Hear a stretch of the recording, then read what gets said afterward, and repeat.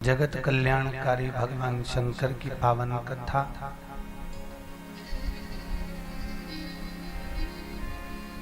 पंचामृत के रूप में हम ग्रहण कर रहे हैं। पंचामृत और चरणामृत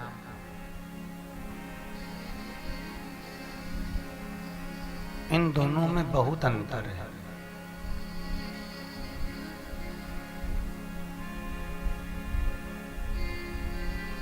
आप सब भी जानते होंगे,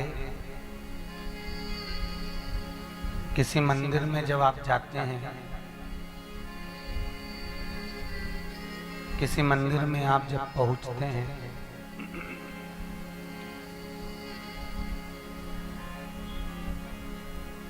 तो वहां जल में तुलसी को डालकर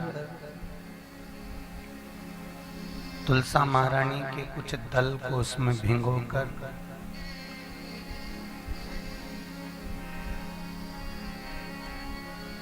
अपने हाथ की अंजलि में दिया जाता है।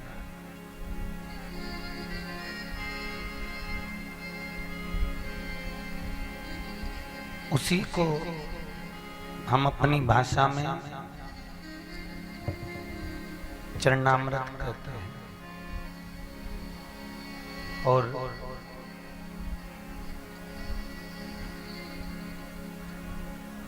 जब घर में सत्यनारायण भगवान की कथा हो, अभिषेक हो, पूजन हो, पाठ हो,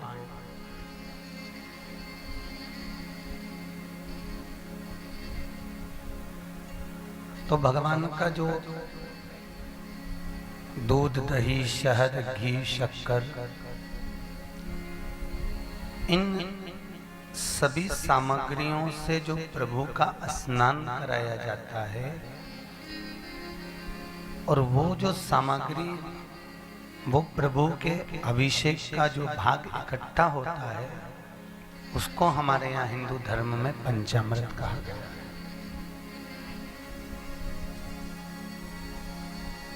चरणामृत लेना और पंचामृत लेना, इन दोनों में भी बहुत अंतर है।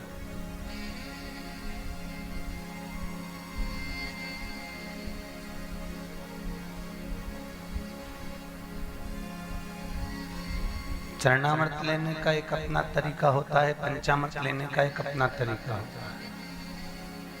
हाँ, दुनिया के लोग नहीं जाने तो दोनों एक जैसे ले लें, वो अपनी जगह है।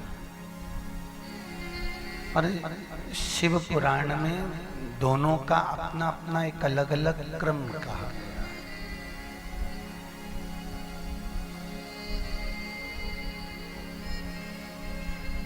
जैसे जीवन जीना, अब जीने को तो क्या एक पशु भी जी रहा है। सुबह से उठा, कुछ घूमा फिरा, खाया पिया, और थोड़ी देर आराम करा, फिर उठ गया, फिर खाया पिया, फिर आराम कर लिया।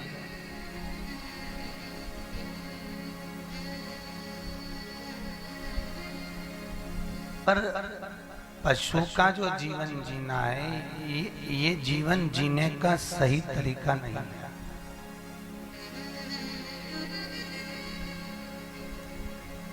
जैसे चरणामृत और पंचामृत दोनों अपना अपना मार्ग अलग रखे हैं,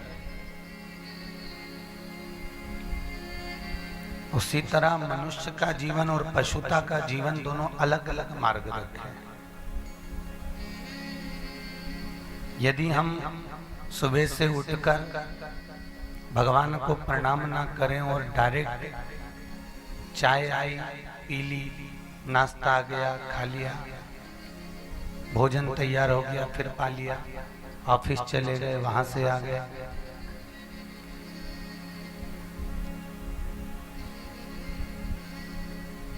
दिन भर हम भी अगर यही कर रहे हैं कि खाया पिया और सोए या अपना कर्म कर,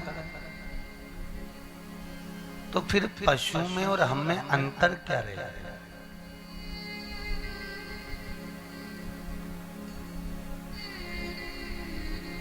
पशु का काम भी खाना पीना और सोना है, घूमना फिरना है।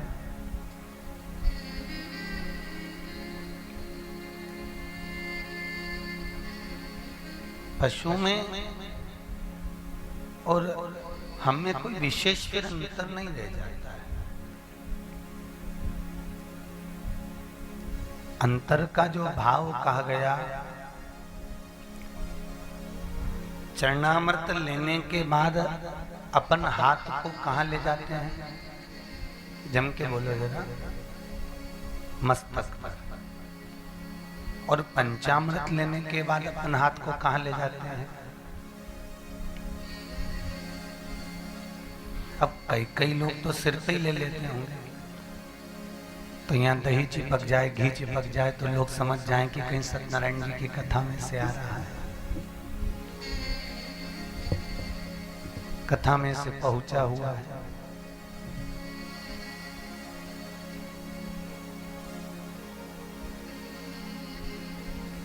पर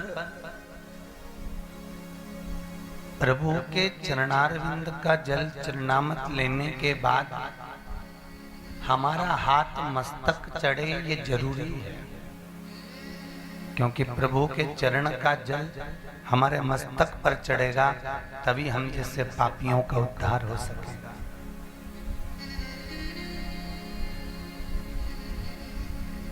पर प्रभु के स्नान का पंचामृत मस्तक ना चढ़े, प्रभु के स्नान का पंचामृत लेने के बाद ये हाथ हमारे हृदय पर जाए और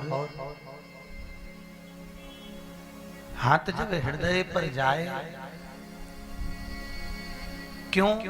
क्योंकि चरण का जल मस्तक चढ़ेगा तो उद्धार होगा, और प्रभु के स्नान का दर्शन का जो पंचामृत है हम हाथ हृदय पर लेंगे तो भीतर परमात्मा की झांकी का दर्शन निरंतर मिलता रहे। ये भाव है हमारा।